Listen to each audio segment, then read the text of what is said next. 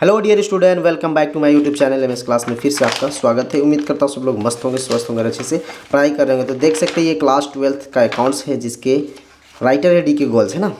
तो हम लोग क्या पढ़ रहे हैं, फंडामेंटल्स, जो कि हम लोग इनसे पहले वाला वीडियोज़ में इलस्ट्रेशन नंबर 14 को किए थे और क्वेश्चन नंबर 13 को। अब बारी हम लोग का हल करने का क्वेश्चन नंबर 14 है ना। इलस्ट्रेशन नंबर अगर 14 नहीं देखे होंगे तो जाके सबसे पहले इलस्ट्रेशन नंबर 14 को देख लें, और जिस जगह आप लोगों को समझ नहीं आता है उस जगह आप हमें कमेंट्स कर सकते हैं, नहीं तो फिर वीडियो को फिर से पीछे करके देख सकते हैं ना। तो देख सकते हैं ये क्या है, इलस्ट्रेशन नंबर 14 का टॉपिक रेंट पेड और पेबल टू अ पार्टनर। मतलब क्या है, कोई पार्टनर है और वो क्या करता है, रेंट में लगा देता है ना। उसको क्या कंडीशन है देख लेते हैं ना। क्वेश्चन पढ़ते हैं क्या लिखता है ना। Kiya and Siya are partners in a firm sharing profits equally. मतलब क्या है, दो पार्टनर्स है किया और सिया, है ना। और वो क्या करते हैं, फ्यूचर में प्रॉफिट को किस तरीके से बांटते हैं, इक्वली बांटते हैं ना। अगर जो भी प्रॉफिट होगा तो दोनों आधा आधा रखेंगे। लिखते हैं Siya has given her property on rent to the firm on a monthly rent of ₹25,000। मतलब क्या कहती है, सिया जो है वो क्या देती है, फर्म में रेंट में लगा देती है अपना रूम, है ना। जो भी सिया का जो भी रूम था वो क्या करती है, रेंट में लगा देती है, और कहाँ, फर्म में। और उसके मंथली जो अमाउंट मिलेंगे वो कितने मिलेंगे, 25,000, 25,000। आगे बढ़ते हैं। The firm paid have rent from April 2023 to January 2024 by cheque on 10 January 2024। मतलब क्या है, जो फर्म में जो लगाए थे वो फर्म क्या करता है, पेड करता है। कब का, अप्रैल 2023 से लेकर जनवरी 2024 तक। और उसमें भी किस में, चेक द्वारा पेड करते हैं, वो भी 10 फरवरी 2024 को, है ना। आगे लिखता है rent for the month of February and March was ये टू बी पेड। मतलब क्या कि बाद में फरवरी और मार्च का पेड कर देता है ना। लेकिन सबसे पहले ध्यान में ये रखिए क्या कि अप्रैल 2023 से जनवरी तक चेक द्वारा पेड करेगा, और जो बाकी है, मतलब ये क्या कहाँ तक किया, जनवरी तक हो गया ना, फरवरी और मार्च जो बाकी है वो बाद में पेड करेंगे, है ना। आगे लिखता है pass the journal entries for the above transaction for the year ended 31 March 2024। समझ में आ गया ना। जो भी ट्रांजेक्शन हुए सिर्फ उसको क्या जनरल में प्रोवाइड कर देना, है ना।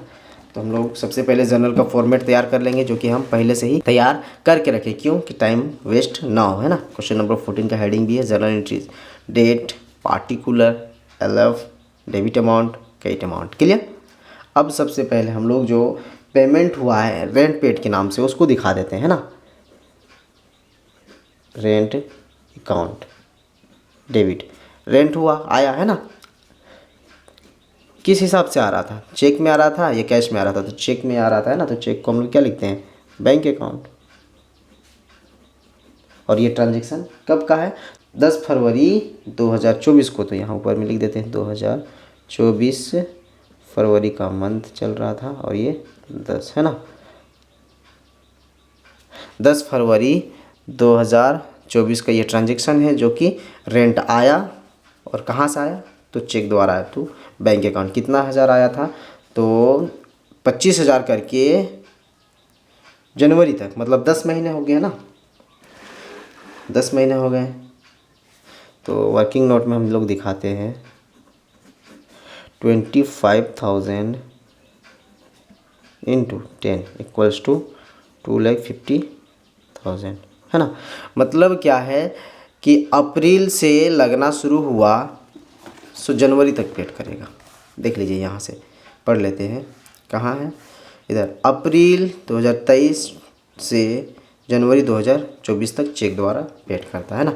तो 10 महीने हो गए अप्रैल से जनवरी तक, तो 2,50,000 यही अमाउंट को हम लोग उधर दिखा देंगे।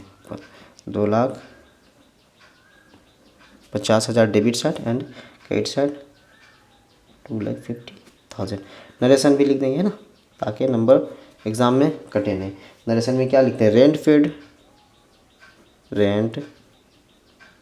Paid from April 2023 to January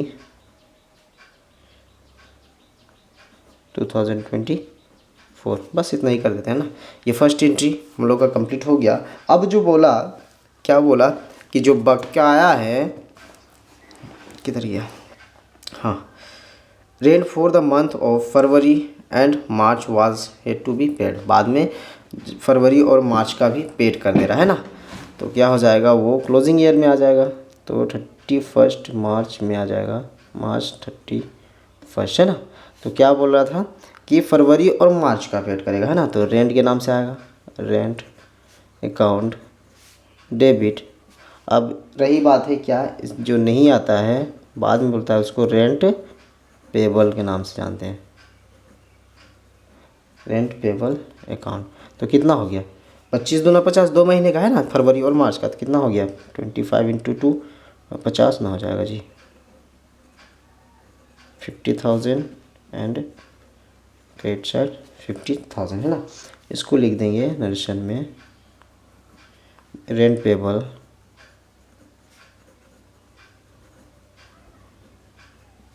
for February to March है ना। ये 2 एंट्री कंप्लीट, मतलब क्या है, एक चेक में पेमेंट हुआ और ये सब बकाया रह गया है ना। तो अब जितने भी अमाउंट है, जैसे ये 2,50,000 एंड 50,000, इनको इंक्लूड करके पूरे कहाँ ट्रांसफ़र कर देंगे, पीएल अकाउंट में है ना। तो लिखेंगे क्या, सेम डेट में 31 मार्च में क्या लिखेंगे, सब कहाँ ट्रांसफ़र हो जाएगा, प्रॉफिट एंड लॉस अकाउंट में। तो लिखेंगे profit and loss account.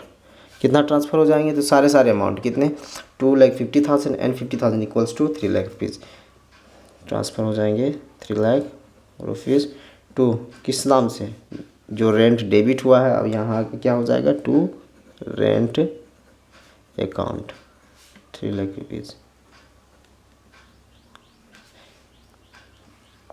Narration में लिख दें, rent account transfer to profit and loss account. Clear, ये हमारा खाता क्लोज हो जाएगा ना। ज़्यादा बढ़ा दिया आगे, आप लोग नहीं कीजिएगा ऐसा। चलिए, ये हमारा खाता क्लोज हो गया और इसके बाद कोई ट्रांजैक्शन नहीं होगा।